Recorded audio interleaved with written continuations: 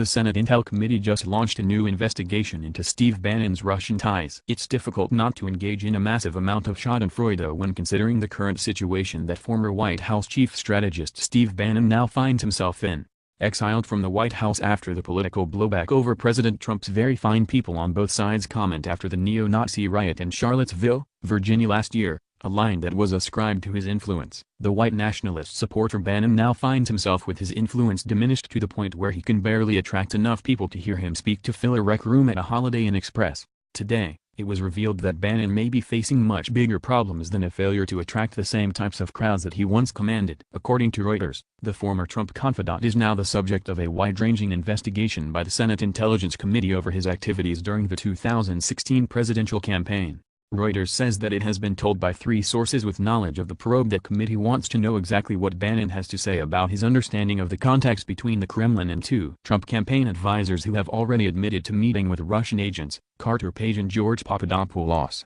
Papadopoulos has already pled guilty to lying to FBI agents about his Russian contacts and was sentenced to 14 days in prison last month for the offense. Page has avoided indictment so far, but with the Mueller investigation still active, there is no guarantee that he is out of the woods. The Senate Intelligence Committee also wants to question Bannon about his activities with Cambridge Analytica, the data analysis company founded by Bannon and conservative oligarch Robert Mercer that was hired by the Trump campaign to help identify and target messages to potentially sympathetic voters and that surreptitiously accessed the data from 87 million Facebook users to help them in that targeting. Bannon is reportedly set to be interviewed by the committee in late November, but just last week he was sitting with special counsel Robert Mueller's team being asked about fellow Trump campaign advisor Roger Stone, who is being investigated over his possible involvement in WikiLeaks' disclosure of emails stolen from the Democratic National Committee and Hillary Clinton campaign advisor John Podesta. With Bannon set to be questioned by the Senate committee, it remains to be seen whether his testimony will provide any new details about the already heavily investigated debacle that was the Trump campaign. However,